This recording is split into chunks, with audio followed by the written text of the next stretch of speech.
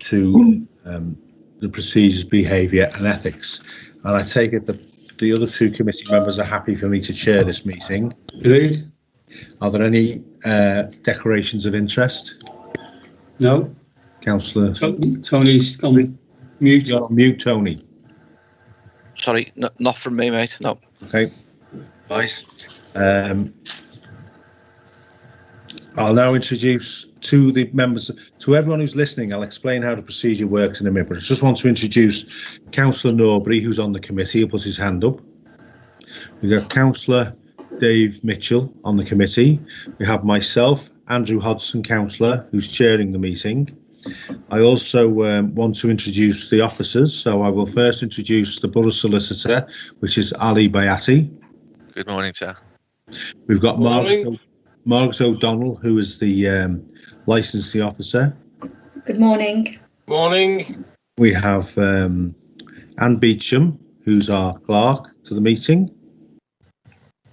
Morning. Morning. We also have Richard Leyland, who is a licensing officer, and he's here to assist Margaret. Good morning. So I think that Morning. I think that covers everything. Can we just I think we know who you are, Mr. Birchall. You're very vocal. Oh, sorry. Thank you. Can you just say who you are, please, and what's your name? My name's Kevin Birchall. I'm Secretary of Lairds Sports Club. Okay. And we have here Bernadette O'Neill. I don't think you have a camera, do you, Mrs. O'Neill? I don't know, but I can hear you. Thank you. Okay. Is it Mrs.? It is, yeah. Okay. And we have, is it Mrs. Christine Robinson? Yes. Oh, you're nice and loud and clear now. Oh, So, good. What will happen is you will all have a chance to speak on 2 occasions, and I will guide you through when it's your turn. I'd advise you to have pen and paper to hand if you've got any, because you may hear things that are said and you may want to raise questions about it, but we don't just let you jump in. You have the time when you can ask questions, when you can make your statements, but write anything down if you want to remember anything that's been said that you might be opposing. Okay. Okay. First of all, we will start with Margaret O'Donnell, who's the licensing officer, to confirm that the licensing authority has sent and received all appropriate notices and supporting documentation. Yes, Chair, I can confirm that. Yes, thank you. Does anybody, with regards to the applicant or the objectors, have any further information or documentary form-wise, otherwise, in support of this application, and you want to bring it to the meeting today that you haven't already submitted? No? Right. I'll be seeking consent from all parties to any additional evidence or information, which there obviously hasn't been. So if any party does object to this, which they won't because there isn't any, documents or evidence must be introduced or replied upon for the reason this should be recorded. Right. The licensing panel considers cross-examination to be required in order to determine this matter and shall invite parties to ask questions at the appropriate times during the hearing, which I will tell you when that is. We will now proceed to hear and determine the application with reference to the Council Statement of Licensing Policy, the statutory guidance issued under Section 182 of the Licensing Act 2003, and the 4 licensing objectives, which are A, the prevention of crime and disorder, B, public safety, C, prevention of public nuisance, and D, the protection of children from harm. And I will now ask Margaret O'Donnell, licensing officer, who shall outline the facts of the application and relevant representations received from the parties. Thank you, Margaret. Thank you, Chair. The purpose of the hearing this morning is to consider an application for a premises licence. The application is made by Lairds Sports Club 93, and it relates to a premises known as Lairds Sports Club, St Peter's Road, Rock Ferry. The application is for, as I say, a premises licence to allow the sale of alcohol 11 AM until 11 PM, Monday to Saturday, and Sunday midday to 10 PM, with live and recorded music Monday to Thursday 7 PM until 11 PM, Friday and Saturday 3 PM to 11 PM, Sunday 1 PM till 4 PM, and then 7 p.m. until 10:30 p.m. With the premises open to the public 9 a.m. until 11 p.m. Monday to Saturday, and Sunday 11 a.m. until 10:30 p.m. There's also a request for some non-standard timings in relation to sale of alcohol, live and recorded music, and the hours open to the public. On bank holiday Sundays to be 7 p.m. until midnight, Boxing Day 7 p.m. until 1 a.m. and New Year's Eve 7 p.m. until 1 a.m. In respect of the application, the applicant has liaised with Merseyside Police, who have set out a number of conditions that they propose should be attached to the licence should the application be granted, and they are set out within the report. In respect, also, in addition, there are 2 proposed conditions from trading standards in relation to the premises taking precautions to ensure that alcohol is only sold to individuals who are over 18, and the training of staff in relation to underage sales. In respect of the application, there have been 20 representations from local residents regarding concerns of antisocial behaviour and public nuisance being caused to local residents if the application is granted. There have also been representations in support of the application from 10 local, from 10 interested parties who consider that the licensing objectives will not be undermined if the application is granted. And the members of this panel have received all those documentation and representations in advance of the meeting. Thank you, Chair. Thank you, Margaret. If anyone sees me looking at my phone, it's to do with the meeting, so I'm not taking calls and things. All right. Have either of the other councillors got any questions of the licences officer? You're still on mute. Still on mute, Tony. Yeah, no chair. No, okay. Right, Mr. Birchall. Yes. Do you want to speak in support of your application, please? Yes, there has been a club since 1955, basically on that site. It's just on the other side of the road.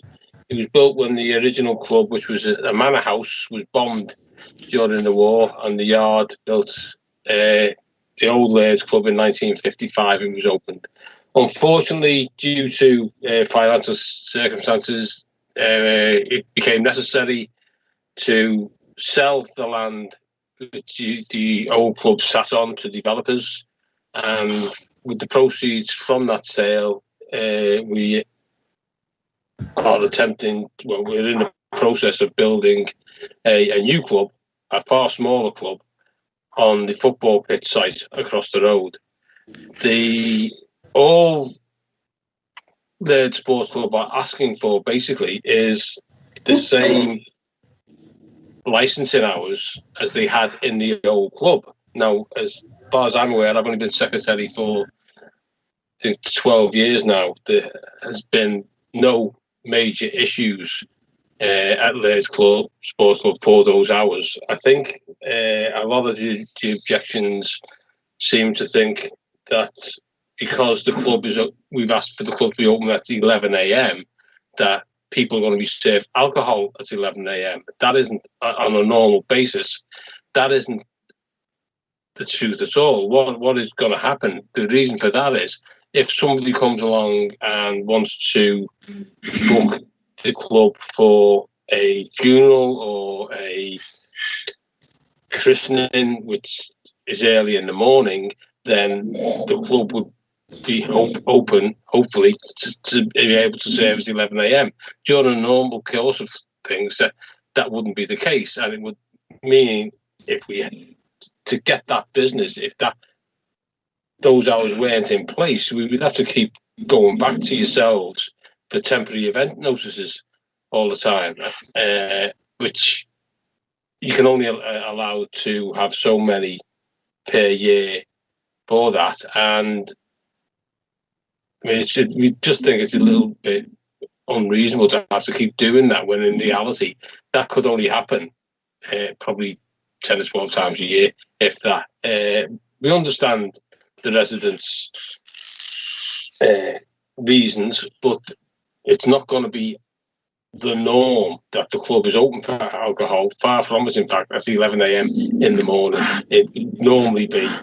In fact, most days the club wouldn't be open. At the moment, we would be looking only on footballing occasions, tournaments, matches, and things like that, until the club is actually up and running. And who, when that'll be, knows when that'll be during this COVID crisis that's going on at the moment. We haven't got a clue. Basically, when we're going to be open to basically free trade again. That's all. There hasn't been, to my knowledge, a history of on the social side of things, complaints from the old club at all regarding noise, and we can't see why any would be expected if the licence was granted in the new club. We do understand on football occasions there are parking problems. We do our best to stop parking problems, but unfortunately there's a lot of people come from the opposition, if you like, who just park anywhere, and there's not a lot we can do about that, other than we do pre-warn them or request that they're considerate of our neighbours prior to a game taking place. I'd say the football pitch has always been there. There's always been, for over 100 years, the football pitch has been there. There's always been an issue with parking. Ever since, there's an issue with parking from the church. The photographs that were provided in the complaints weren't of a football match attendance. They were from the attendance at the church. So they get problems from the church as well. We did have a car park and going through planning this would hold 24 cars. A number of residents in Church Mews complained about the size of the car park, saying that at 9 o'clock at night they slept at the back of their homes, which overlooked the football pitch, and people going in at 9 o'clock at night would make a noise. So we made the decision to reduce the size of the car park to try and alleviate some of that problem. But there is a condition on the club already through the planning, which it must be closed at 9 p.m. every night. On most nights it won't be open because the club won't be open anyway. The club's got to be closed for 11:30 under the planning application that went through. That was a condition, and the southwest door must be closed at 9 p.m. every night. We do try and do our best for our neighbours. We do understand that there are problems, especially on a football day, but during the social side of it, the club nights, there isn't a history of problems there. And as I say, it's not going to be the norm. Can I stress that the club is going to be open to serve alcohol at 11 a.m. in the morning? In fact, as I said, most days the club won't even be open. It'll just be on the football, revolving around the football. Okay, thank you. You finished now? I have indeed, thank you. Okay. You'll have an opportunity to say something at the end of the meeting again as well if anything comes to mind. All right. Okay, thanks a lot. Right, so the two residents now. Who wants to ask questions first? So, are you happy to start? Where are we? Mrs. O'Neill? Are you there, Mrs. O'Neill?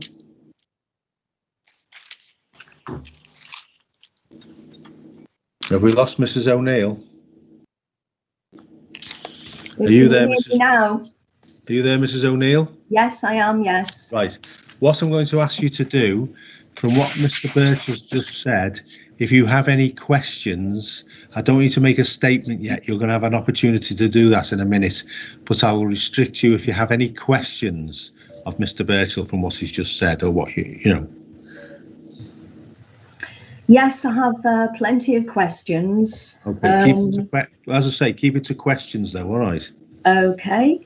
Mr. Birchall has just stated that there haven't been any complaints when it was on the old site. There have in fact been plenty of complaints, most especially from the vicarage that were right next door. The vicar would wanted to attend today, but he's not able to. But there have been plenty of complaints. Do you want to respond to that, Mr. Birchall? Complaints regarding what? As far as I'm aware, we had a good with the vicar. In fact, when the church roof leaked, we let him hold his meetings in the old club. So, I mean, I'm not aware, since I've been there, of any complaints from the church regarding what exactly, if you don't mind me asking. Can you hear me as well? Yes. I can hear you now, yeah. Yes, the complaints are regarding the music and also people leaving the club, actually urinating in his garden, and also the cans and glasses that are left. Well, can I ask who we complained to, please? I don't know. He's not able to attend the meeting, unfortunately. He's somewhere else. Well, those complaints didn't reach me. I can hand on heart. I've had unaware of any complaints coming from the vicarage. The complaints from the music, the windows from the concert hall overlooked the car park, which overlooked more Proctor Road, and I think music basically travels in straight lines, and the vicarage was on the right-hand side. So, well, they did. I'm not that poo-pooing it, but I can honestly say, sorry, Mrs. O'Neill, but honestly say I have never received any complaint from the vicarage regarding anything whatsoever.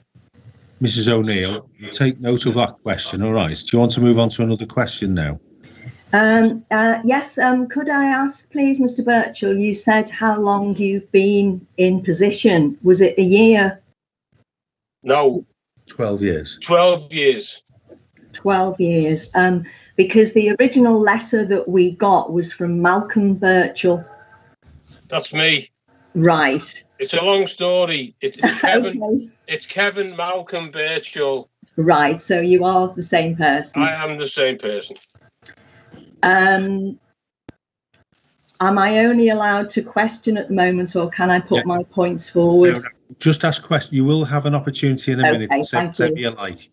We have a procedure we go through, you see. Okay, that's fine. One of the questions is that the residents didn't get a letter at all through the door. There was just one poster stuck on the gate of the car park, and it didn't mention anything at all about Boxing Day or New Year. As far as I'm aware, what we're legally obliged to do, what I was told was we had to post a notice on the site, and we posted 2, and we had to post a notice in the local press, the Wirral Globe, which we did at an extortionate cost of nearly £400 in my head. It's ridiculous, but there you go. It was that, as far as I'm aware, that was all we had to do. We did not have to post letters to individuals. Right. Can I just say that there wasn't even an email address on there. It asked if anybody had objections, they could apply, but it didn't even give an email address. We had to find that out. The notice posted was one supplied by Wirral Borough Council, so all I did was put the details on it. Yeah. The other thing is that the car park is rather a mess at the moment because it's got materials dumped in there. The car park hasn't got materials dumped in it. They're roofing panels, and as far as I know, the roof will be on today at the latest tomorrow, so the rubbish will be removed. The contractors thought that would be the safest place to have those panels for them. So, in all honesty, why not? It's not. They're not dumped there.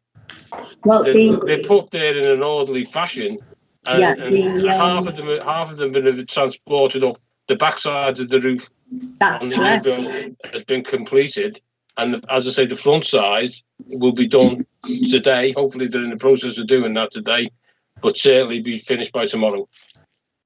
That's good. But there was also some blue seats that were dumped there, and they were from the stands on the right-hand side. They were carried out and just dumped into the car park. Have they gone now?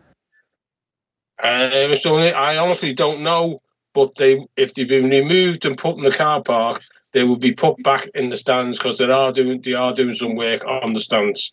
Okay, thank you. They're not dumped there in perpetuity, forever. It's a car park, and we understand you overlooked the car park, and stuff will not be dumped in there to make it an eyesore. I can assure you of that.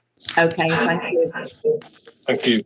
Have you finished with your questions now, Mrs. O'Neill? Yes, I have. Thank you. Thanks. As I say, you will be allowed to come back and make a statement in a minute. All right. Okay, thanks. Mrs. Robinson, if you want to ask any questions of Mr. Birchall. Mrs. Robinson, are you on mute?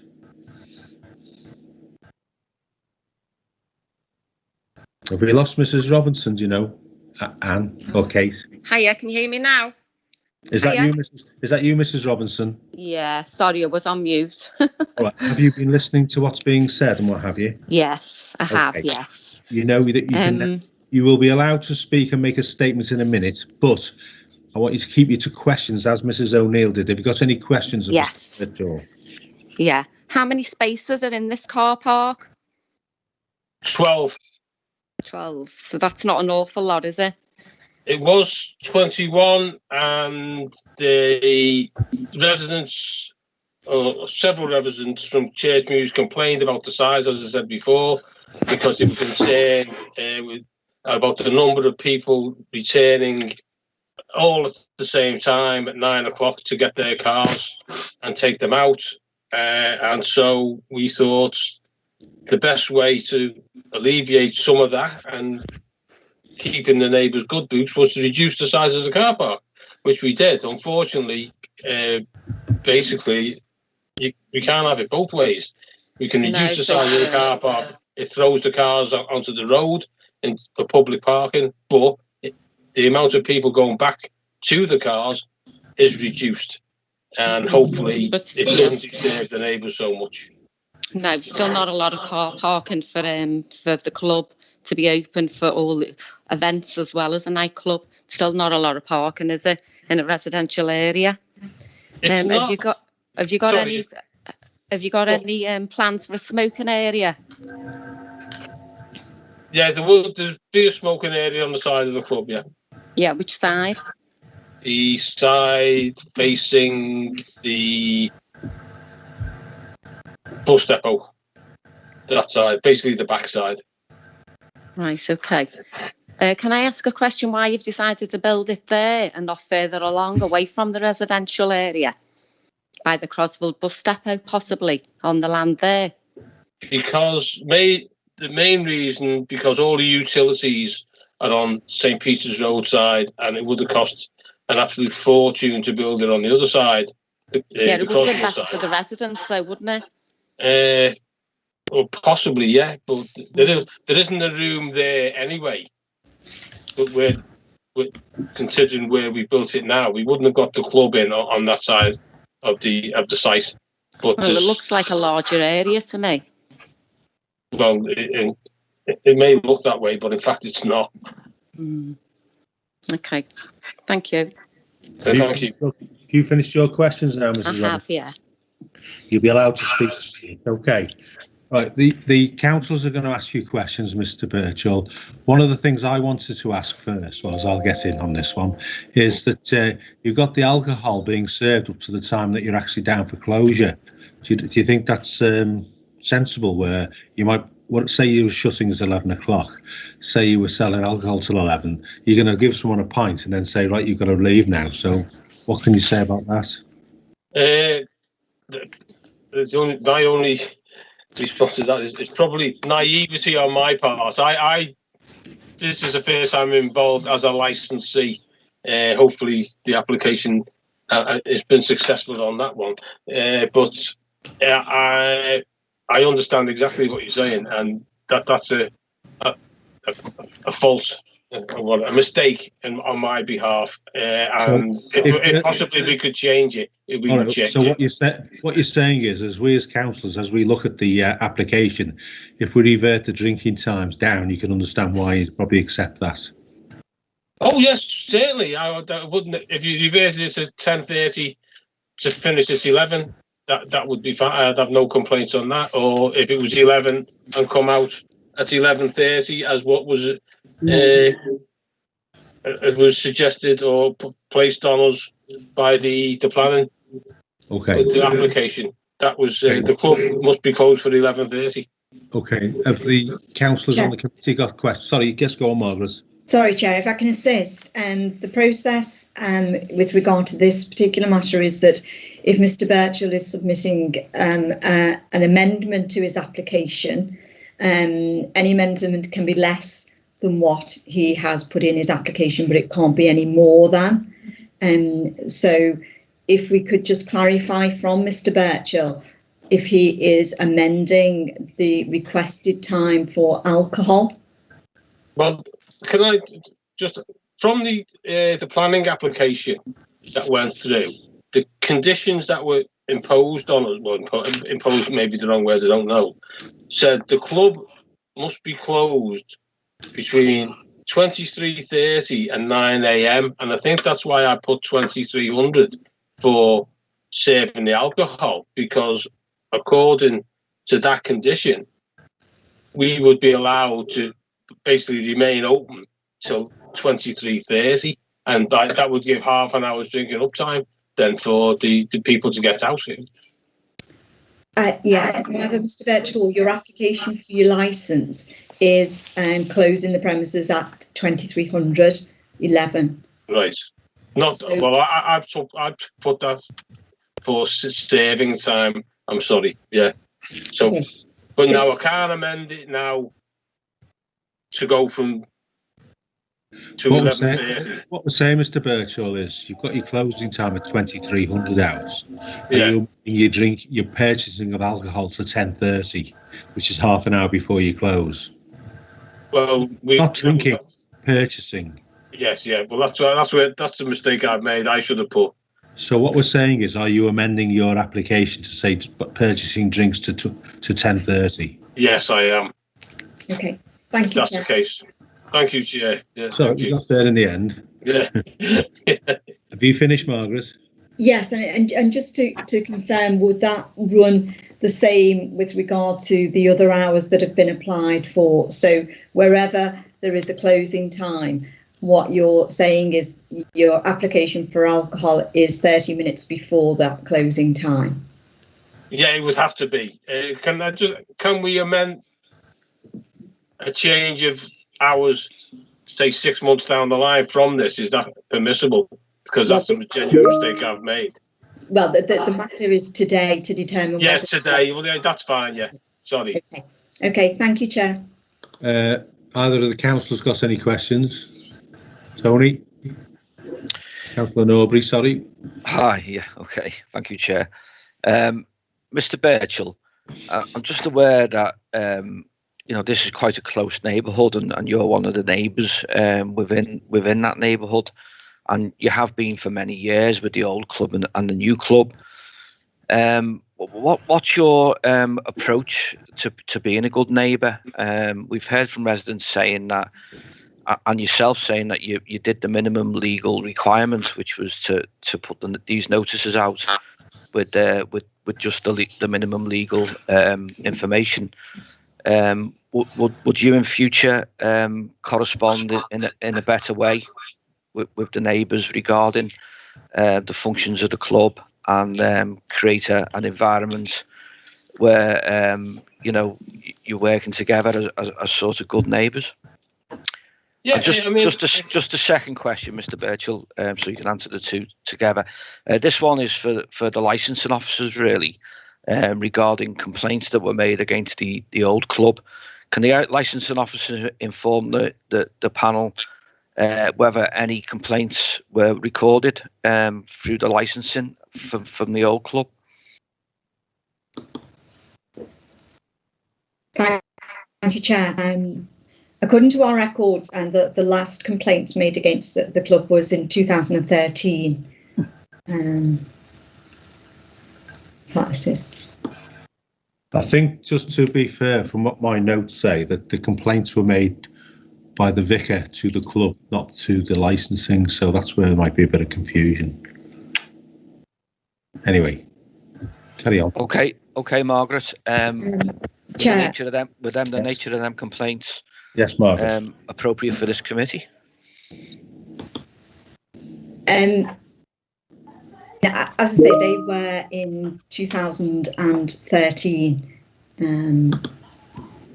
So it wouldn't be, unless if there were significant issues with the premises from a licensing authority's perspective, then the licensing authority would have made a representation. Yeah. That's how that would have been brought to this committee.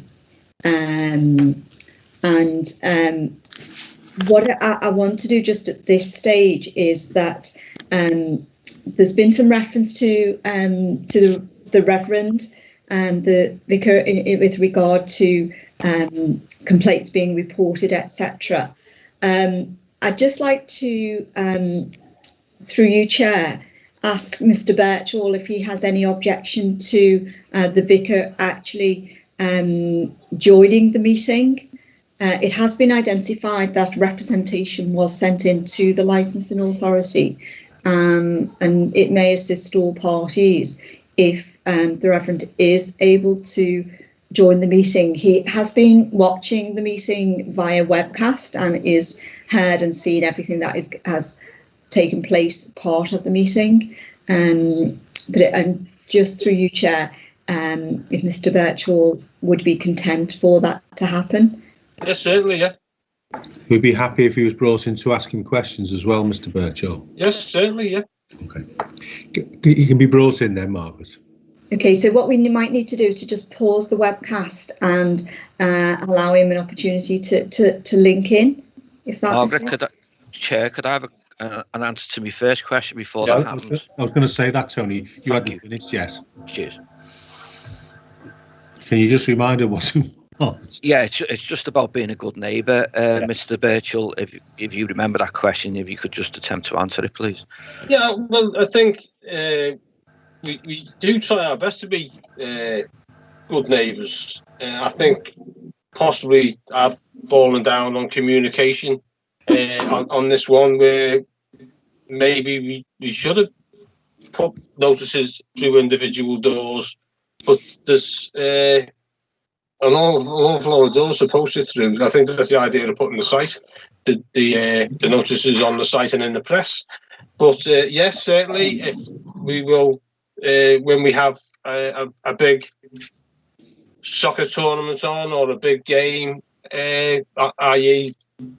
the City of Liverpool, which is due next month sometime, then we will give them advance notice that this may happen, and there may be, well, it will happen, and there may be some parking problems. But as I said, we always do inform the opposition to park considerably and consider our neighbours. And in the previous club, there was notices on the door asking us, asking people leaving the club to be considerate of the neighbours. But unfortunately, the reality is that once they're outside, I'm not passing the buck here by any means. Once they're outside, there isn't a lot we can do about them making a noise. We can ask them not to. And if it is proved to be excessive, we did, when they came back in again, warn them that if it did happen again, then they wouldn't be welcome in the club any longer. Yeah, thanks, Kevin.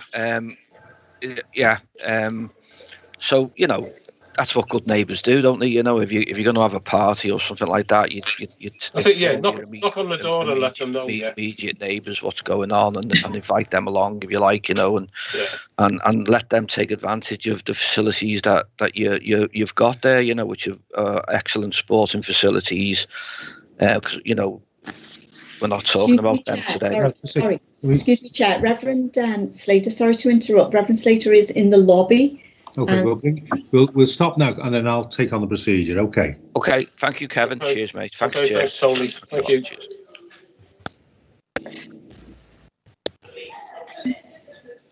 Yes, please.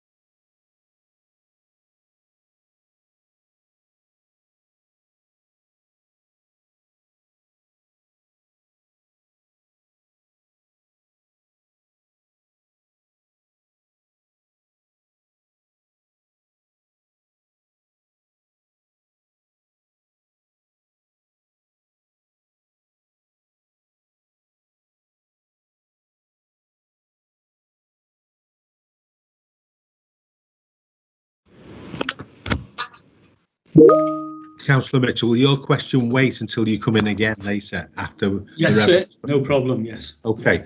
Reverend Slater. Hi. Can you see me? Yes, we Yes. can. Morning. I thought we had, right.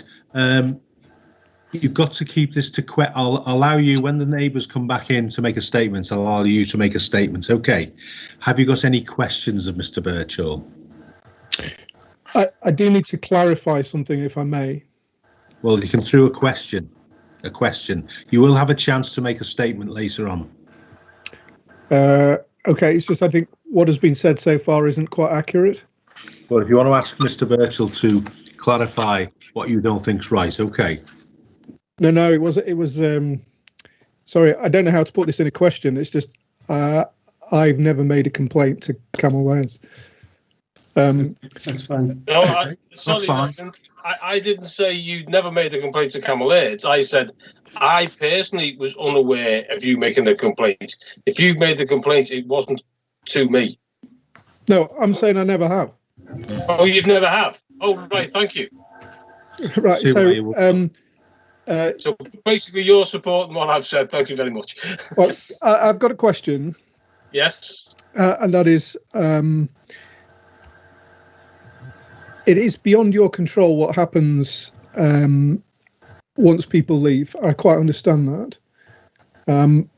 But what measures can you put in place to mitigate against what the previous club, we experienced a lot of noise at turning out time, and obviously when people have had a few drinks, they're just not as conscious of their social impact, shall we say? Yeah. So, what measures are you able to put in place, given the lateness of the hour? My concern is my two young children sleep at the St Peter's roadside, and you can understand why I'd be. Yeah, I can understand completely, Reverend. We are hopefully, if the license application is successful, we will post notices asking the people who attend the club to be considerate of the neighbours, keep noise to a minimum, and as with the old club, if we are made aware of individuals who are unruly and, you know, disturbing the peace, we will take appropriate measures. But we are hopefully, if the license application is successful, we will post notices asking the people who attend the club to be considerate of the neighbours, keep noise to a minimum, and as with the old club, if we are made aware of individuals who are unruly and antisocial towards our neighbours. The next time they enter the club, they will be warned that of the future behaviour, and if it happens again, then they will be told in uncertain terms that their patronage isn't welcome in our club, and basically we won't be allowed back in. But there's not, as you quite rightly say, that unfortunately there's not a lot we can do once they pass through the gate. But we are, well aware of the impact it does have on the neighbours, and if it has an impact on the neighbours, then it impacts on us as well, because we get complaints, obviously, and it's not something that we want.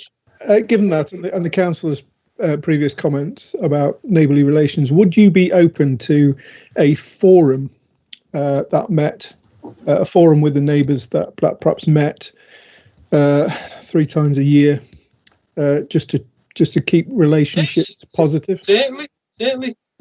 Have a quarterly forum. Yeah, great. Yeah, certainly. Yeah, that's fine. Yeah, it's fine with me. As long as everyone left quietly. Yeah. And before 11 o'clock. Yeah. Have you finished your questions, Councillor Slater? Sorry, Reverend Slater. No, don't look at that. Chris. My only other question is, just to clarify, the car park will be closed at 9 o'clock. The car park, it's a condition of the licence that it shuts at 9 o'clock when it is open. The car park will only be open if there's a function or anything going on at the club, a football match or whatever. And if you can imagine, the first people to turn up, unfortunately, at the football match are the players and the officials. They will take the car parking spaces. Once the car park is full, it will be locked then, and until after the game is finished, and then it will be reopened. And if there's nothing on during the evening at the club, then once that park is clear, it will be locked then much earlier than 9 o'clock. Thank you. Okay, thanks, Reverend. Mr. Birchall, would you consider, this is only a consideration, having a steward outside to ensure people left quietly on the street as they were leaving? Well, we have somebody outside the gate, yeah. But, I mean, unfortunately, the gate is 100 yards away, for example, of where the vicar lives. So we can say to them, be quiet as you move through the gate. But by the time they get to the vicars, as you said, they're not in the best state. Just a suggestion. Yes, certainly. Right. I'm not opposed to anything. Right. Councillor Mitchell, have you got any further questions? Well, I haven't asked any, but I'm going to. Thank you.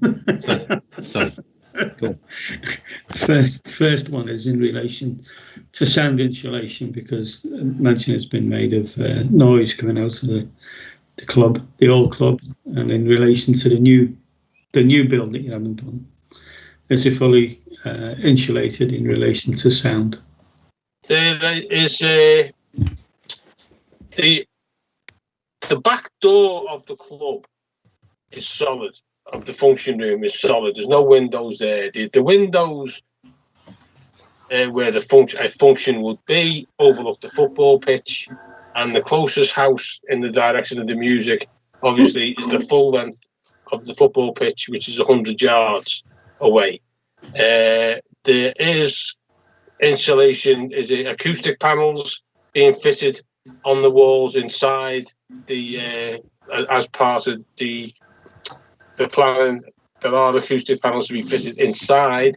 Any speakers, when there is a function, will be facing in towards the club rather than out towards the football pitch. If there is a tournament, which is generally a kids one, and they have a small PA in the afternoon, that will be facing towards the bus depot, the Crossville. So hopefully that will keep the noise problem down to a minimum, I think. Okay, thank you. The other question is, you're not allowing any drinking outside of the building? There will be a couple of tables at the back, again at the back side, facing the Crossville at the moment. The 3, possibly 4 benches, that's it. Okay, thank you. That's it, yeah, thank you. Norbury. Yeah, thanks, Chair. Just one additional one, would you mentioning about the car park and so forth, and the comments the Reverend's made. We've called a climate and environmental emergency on the Wirral, and we're trying our best to have sustainable transport that doesn't create carbon and has a detrimental effect on the environment.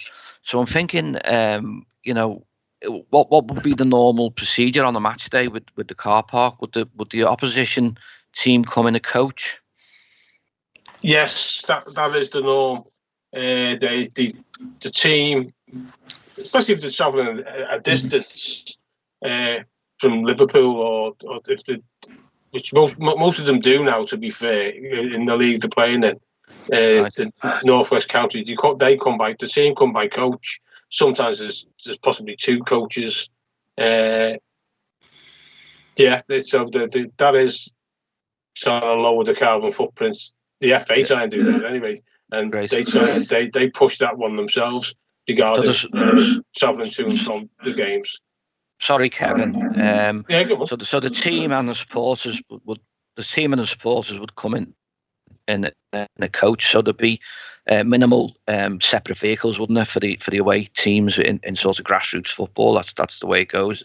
That's the way it is. That unfortunately, that is the norm, and that in itself creates a parking problem. I mean, unfortunately, St. Peter's Road has a lot going on for it. You've got the football pitch, you've got the church, you've got the home, for want of better words, on the end, which creates a lot of parking issues as well. And now with the building on the old Lairds site, that creates more parking issues, I would suppose. But I mean, we do our best, as I say, to tell people to be considerate of where they park. But Kevin, drivers aren't the most considerate people, are they? Just one more on the coach. So the car park you've got, it accommodates 12 vehicles, but you originally put in for 24. So that that would accommodate a couple of coaches, yeah.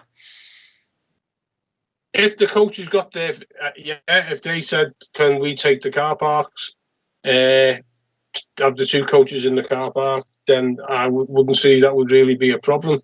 How that would go, what would the residents rather have?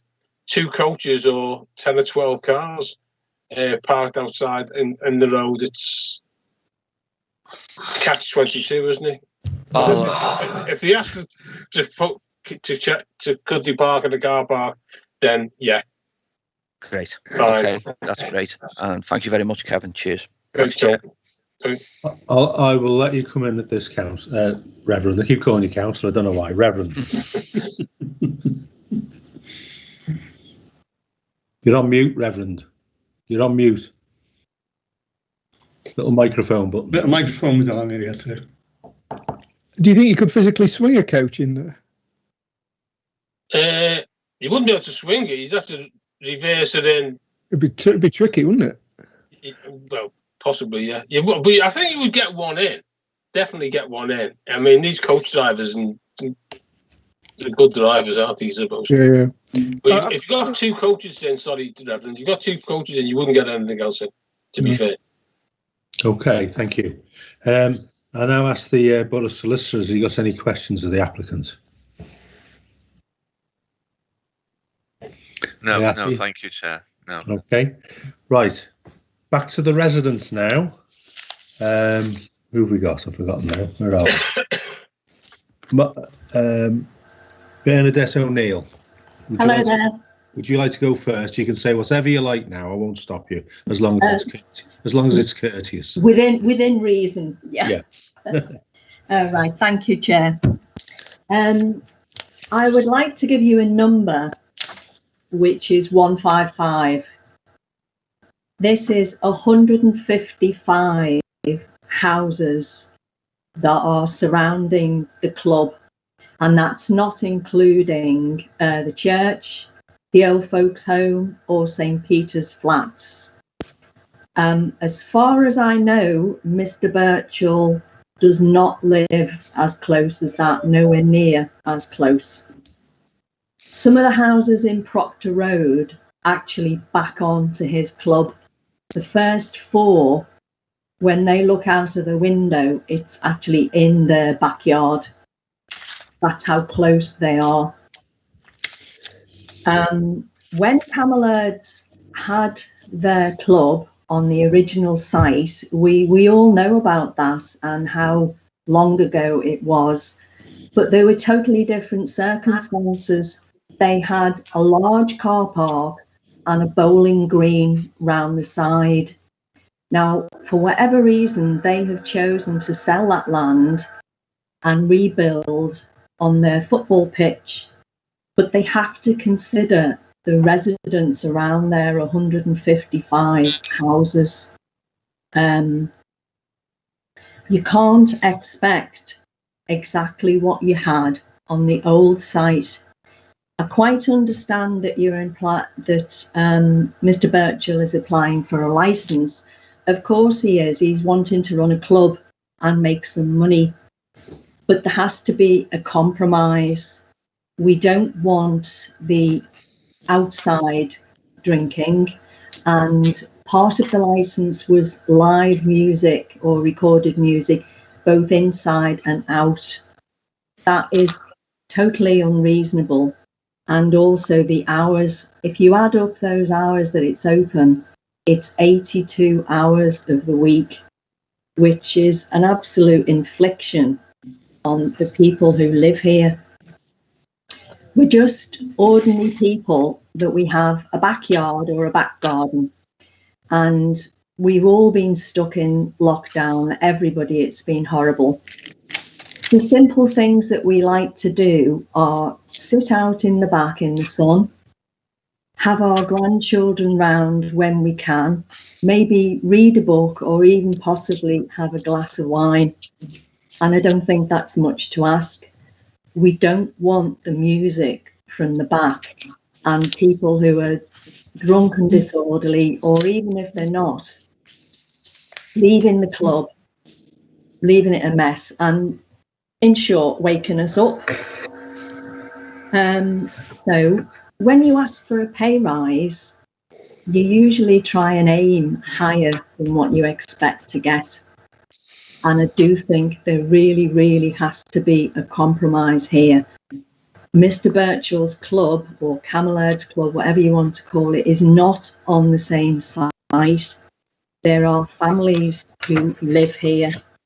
And I beg you, please, don't leave this community in misery with a mess to clear up and a disruption of our ordinary lives.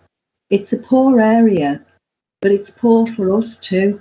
We won't be able to enjoy the simple things. There is also one other point. There's 2 actually, I'm sorry. One is Mr. Birchall has said throughout that he's willing to speak to people and notify them, but where has it been till now? We've had nothing. We've had no notification. If we are going to complain, we don't have a phone number or a person. We have nowhere to go and complain. And I do think the vicar's idea of having a forum is a very good one. Sorry, I can't remember the other point, but you will have an opportunity to come back later again if you think of anything else. Okay. Okay, thank you. But it's consideration, and it's what he is actually asking, especially the hours, and Boxing Day and New Year is just unreasonable and would be really, really miserable for us. Thank you. Thank you. What I want to do is let all the residents make the representation, including the Reverend, and then you will be allowed to ask questions, Mr. Birchall. Is that okay? That's fine, yeah. Okay, so we'll move on to now Christine Robinson. You there, Mrs. Robinson? Yeah, can you hear me? Yes. Hiya. Yeah, I haven't actually prepared anything, so I may be a bit haphazard in what I'm saying. But if you bear with me, I obviously agree with everything Mrs. O'Neill's saying. And the closest of the houses is one of the big things. You mentioned that one of the houses is the length of a football pitch, but it's actually not. You're backed right onto houses where the school children are asleep. My granddaughter sleeps in the back there. And if you've got bands and music on till all hours of the night, my granddaughter is going to be awake. Our garden actually backs onto where you're saying you're going to have benches outside with people drinking and smoking, and I'm not agreeable to that. I don't want to sit in my garden and be able to listen to them all yapping and all the smoke. It's just not a thought out good plan for all them residents in Proctor Road. It's also the taxis flying up and down with people, what we had with the club. Now, yeah, we did have this with the club, but it actually went into another building.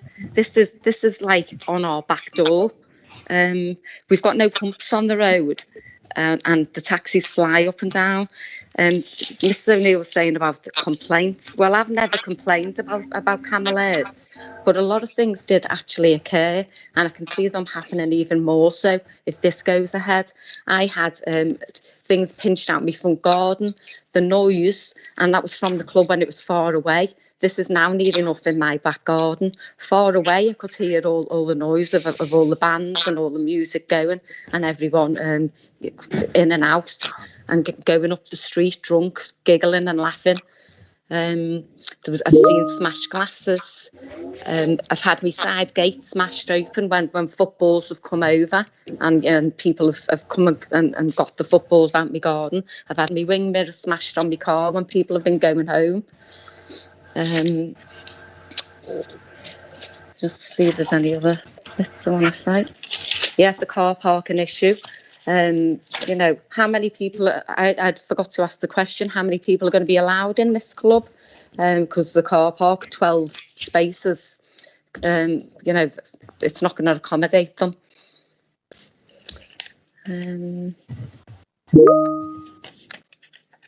I think it's just totally unfair to agree to sell alcohol from morning till night and then turn around and say, well, when they leave my premises, I don't know what they're going to do. If that's not down to me, I think that's a totally unacceptable statement. I can't think of anything else at the moment, but I'm sure I will do. Oh, you come back again in a minute. Okay, Richard, thank you. Do you want to put the map up for everyone? Google Map again. You there, Richard? Yeah. It's been suggested that we look at the Google Map again. Whilst we're waiting for that, Reverend Slater. Thank you. Yeah. First of all, can I thank you for extending the courtesy of inviting me in? It is very much appreciated. I do think, given the arguments from the previous club for the reasons Bernadette's outlined are less relevant. This is a little bit unknown given the new location, and so I really want to emphasise the necessity, I think, of us working together as a community, and really how important it is to get this forum set up, and also, as Bernadette highlighted, for the residents to have a contact number where someone, if things are getting a bit leery, so to speak, that there is a recourse that they can take, which I think is all doable. I mean, we need to be able to work together as people who occupy a close proximity.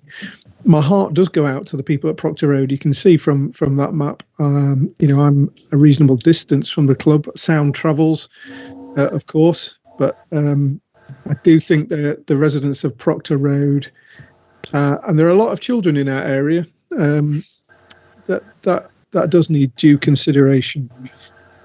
The other thing is the car parking. I haven't seen what generally happens is there are a lot of individual cars, and it's the same for church. I'm afraid there are a lot of individual cars as well. So I do understand that is an issue. If there are ways of stressing to the opposition to communicate with their fans who are coming that they don't park on the corners of the pavements and obstruct lines of sight, or as has happened on many occasions, they don't park across drives.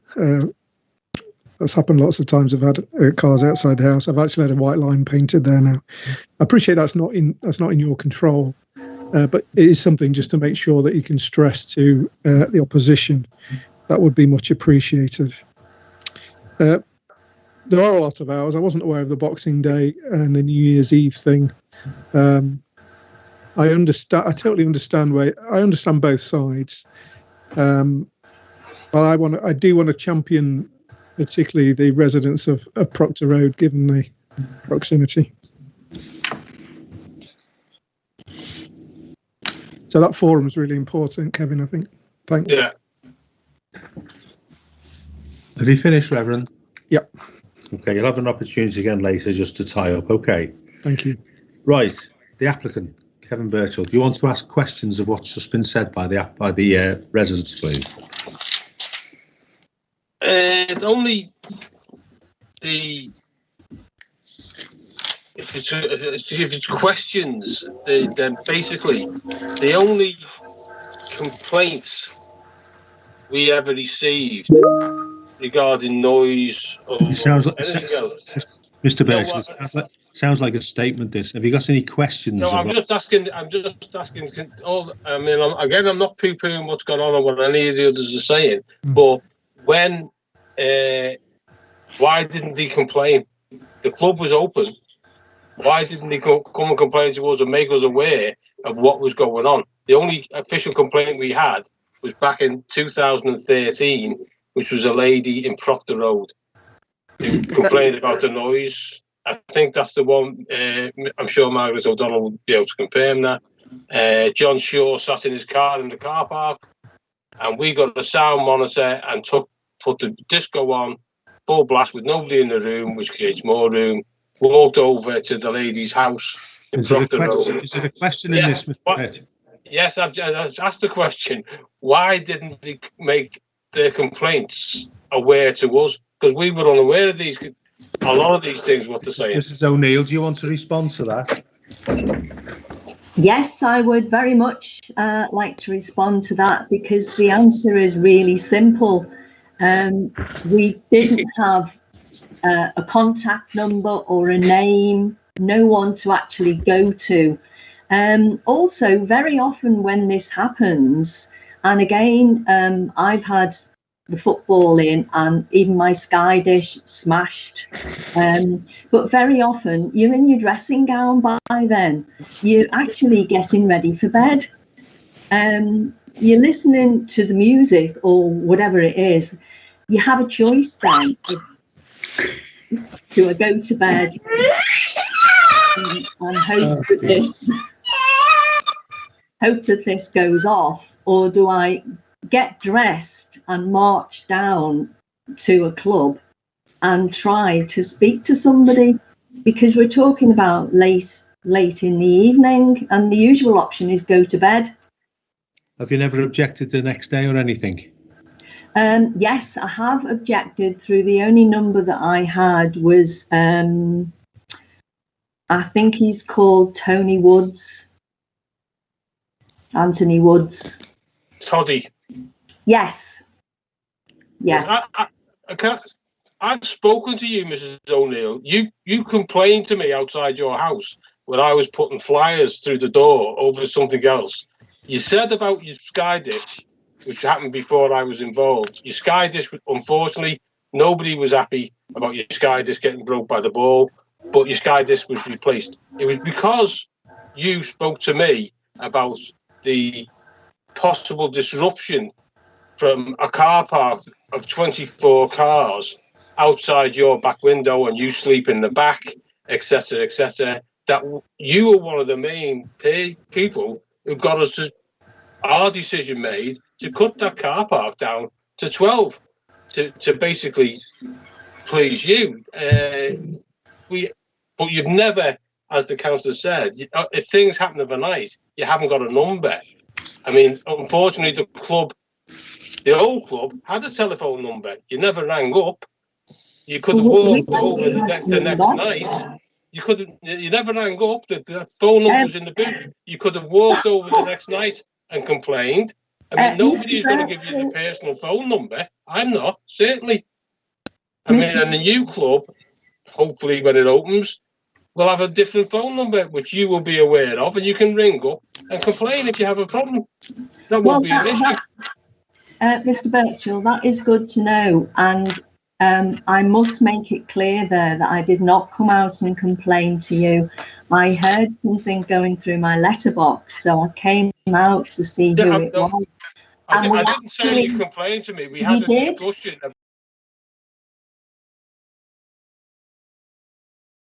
about it. No, I did come out and speak to you.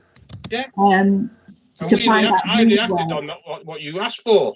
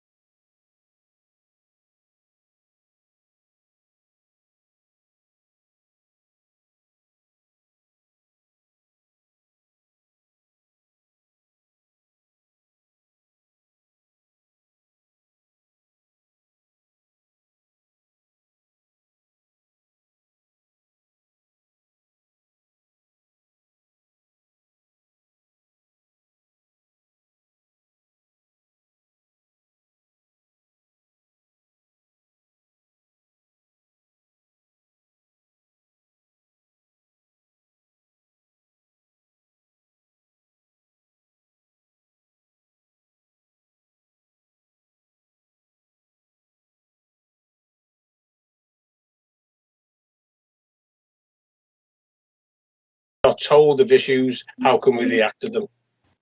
Can I answer that question? I actually put a complaint in a long time ago about my side gate getting smashed when Camel Lairds had to come and get a football out of my garden. Yes, Christine Robinson, yeah. I actually put a complaint in when my side gate got smashed, and I never heard anything. So all the things that have happened, I just haven't bothered. It just wasn't worth it. I'm not going to start moaning about a tree that got robbed out my garden, because to me, nobody was going to do anything about it. I just replaced the tree, and my wing mirror got smashed. I just got it fixed. I wasn't going to go through the stress of trying to find out what you do, who you send the letter to, writing the letter and sending it off to get nothing at all back. Okay. Reverend, is this about answering a question Mr. Birchall just asked? Yeah. So Mr. Birchall asked why hasn't received any complaints, and with hindsight, Kevin, fair enough, it may have been more helpful for you if we had been more vocal. From my point of view, we want to rub along together, and I don't want to be whining every 5 minutes saying, you know, there's X, Y, or Z. So. I hear you. Yeah, maybe we should have been more vocal, and that there's nothing you can do if you're not told. Exactly. On the other hand, don't think that means that there isn't social disruption, you know, on the turning out of at closing time. Okay, thanks. No, we are obviously, Devlin, we are aware that there was social disruption, and. Mr. Birchall, sorry. Answer this in a minute when you have your second chance. Okay, thank you. Yes.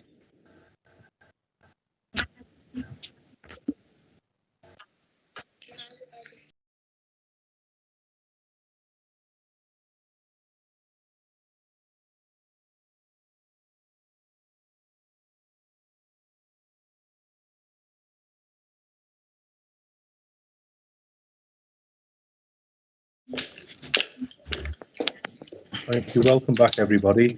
Has the licensing panel got any questions of the residents or whatever? No, I haven't, thank you. Councillor Norbury? No, I'm okay. Thank you. Has the legal advisor got any questions? No, thank you, Chair. No. Okay, thanks for that. Right. Again, start with you, Mrs. O'Neill. This is your final chance to make any point you wish to make. Okay. Okay then.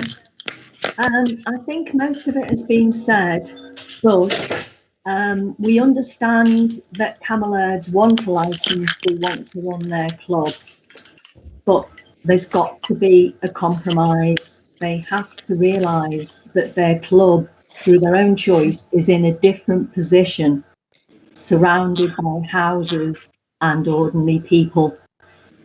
So the licensing hours would have to be cut back for the drinking, and we don't want the live music or recorded music outside. If you're having a club, keep it inside, but don't inflict it outside on people who don't want it. So it's a question of compromise, and also rubbing along with the neighbours that you've got who were already living there before you plonked your club there. Okay. Okay. Thank you for that. Margaret O'Donnell, are you there?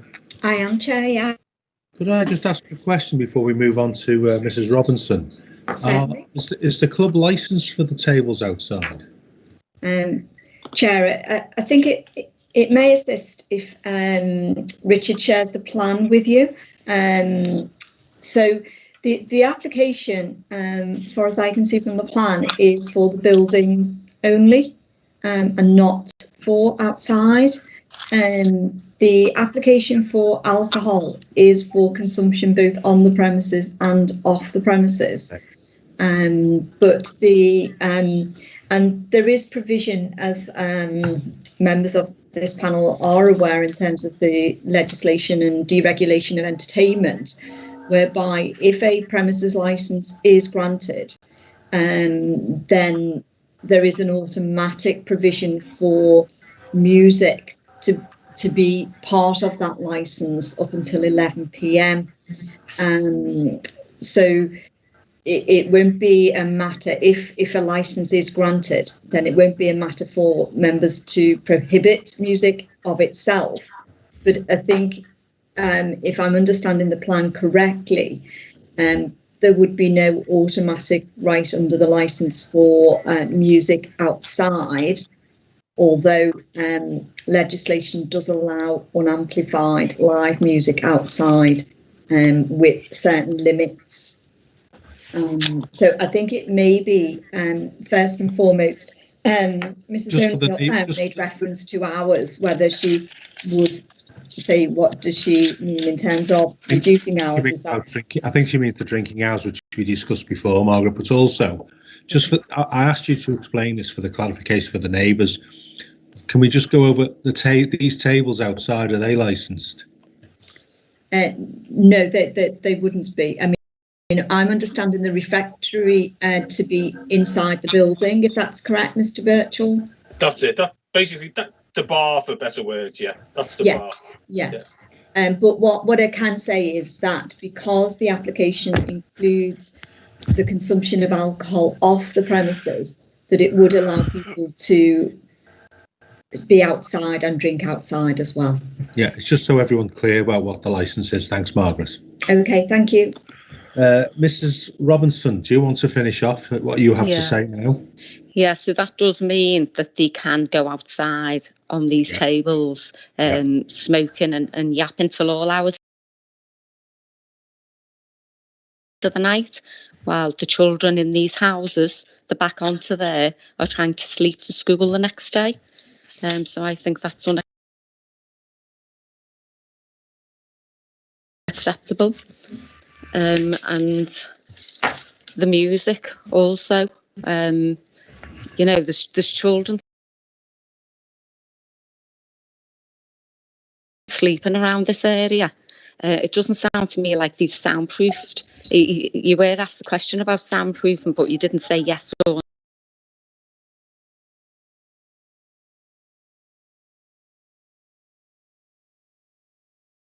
no. You mentioned windows. Well, obviously, music can travel out of windows. I'm just not happy about the whole situation regarding the children, the safety of the children of this area. There's no windows facing Proctor Road. It doesn't matter where they're facing. Mr. Birchall, write down anything you hear, and when you come in finally, you can answer these. Okay. Right, okay. Carry on, Mrs. Robinson. It doesn't matter where the windows are facing. It can still be heard from our properties. Mrs. Robinson. Yeah. Thank you.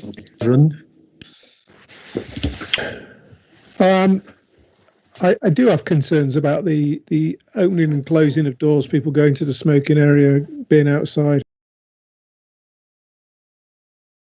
high spirits, etc., and the impact on Proctor Road, particularly. And there's nothing to over the football pitch. There's nothing to interrupt, is there? There's no sound barriers, so it's also going to impact on Church Mews to a degree. We've got to work together. What I would like to see is this forum set up, and then does licensing get reviewed? Because that might give some reassurance. If there is, I will come in there. There is a thing called a review, whereby if a license is given with set hours and what have you, and all different rules and conditions, if any of those are broken or there's complaints or any problems, the residents are allowed, or the neighbours are allowed, to bring the licence in for review to a panel, give its complaints on the same sort of procedure we've had today, explain why they're not happy, and the licensing panel will review that licence, and if need do, cut it back, or whatever necessary arrangements have to be changed, we can do that. Yes, so there is a possibility of a review of the licence if there is justification of that review. Okay. Thank you. Thanks. Well, that should give some reassurance. Right. Kevin Birchall, do you want to have your final say? Yes, thank you. I said most of it to start with. The licensing hours, as far as we're concerned, they are opening hours. The possibility of us serving alcohol from 11 a.m. in the morning to 11 p.m. at night is a pipe dream. It won't happen. It will never happen, because it's only, as I said before, those hours have been requested in the circumstances where if there's a funeral and people want to come in early for the funeral, we would be open then to serve alcohol, or for a christening, where, excuse me, somebody's ringing me, where they wanted to come in early. They are the only circumstances why we've asked for 11 a.m. The norm would be the club would not be open possibly till 7 p.m. of an evening, as the old club was, and be closed. If there was nobody in there, it would be closed before 11 p.m. If not, it would be 11 p.m. and people would be gone.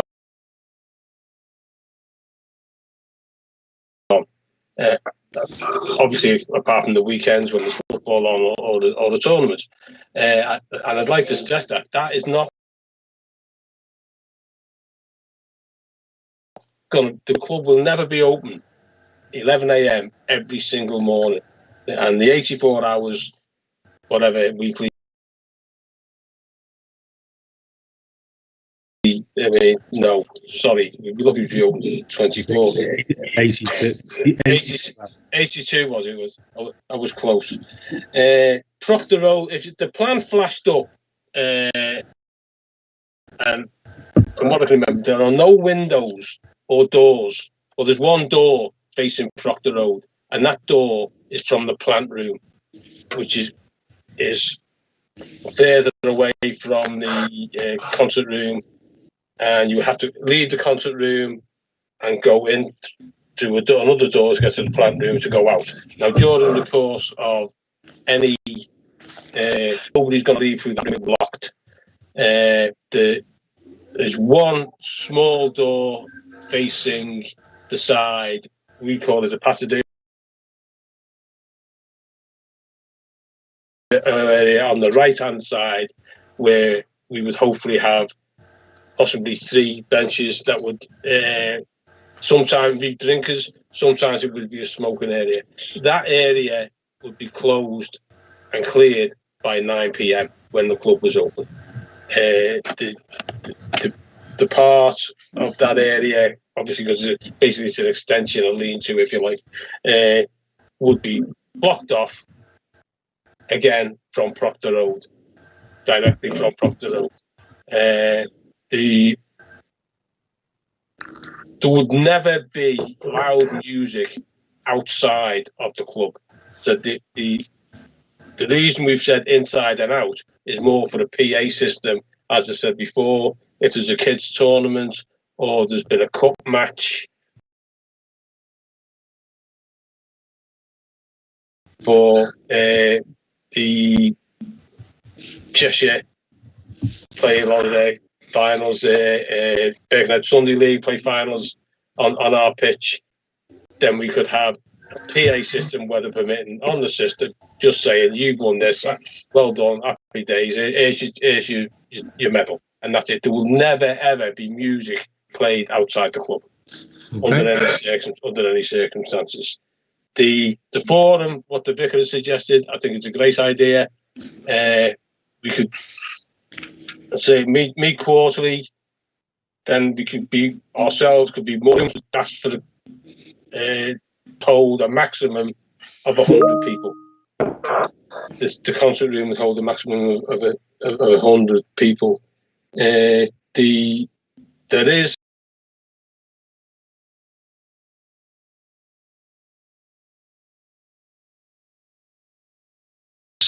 acoustic panels being fitted into the room, which I don't know, I'm not a scientist. They definitely, the noise and no speakers, if there's a party inside, will be allowed to face outside. They will be facing inside. So then the noise would bounce off the walls and the acoustic panels and hopefully deafen it if the doors were open only before 9 o'clock, because you've got to be shut at 9. And then by the time it reached Church Mews, which is a full 120, 130 yards away, then it wouldn't upset anybody who's watching Coronation Street or anything like that, or if you've gone to bed early. Hopefully that is the way the club has been designed, and to take consideration of our neighbours.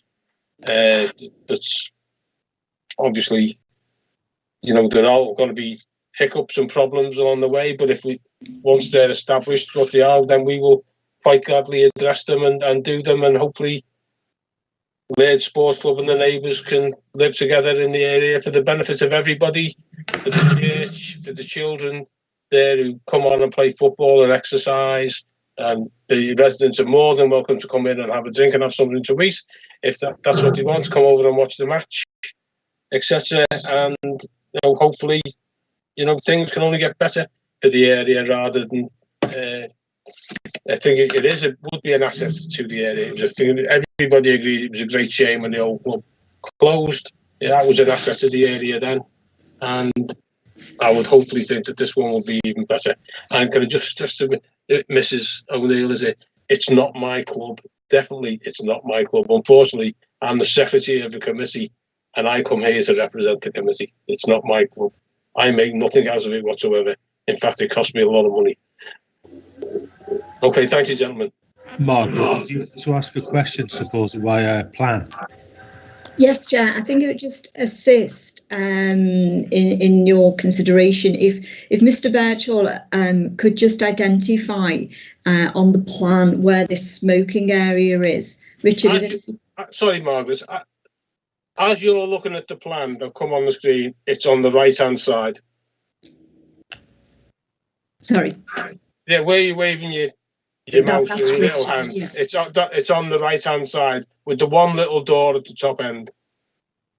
Okay. Is it defined in the outside area at all, or is it? Is it what? Sorry.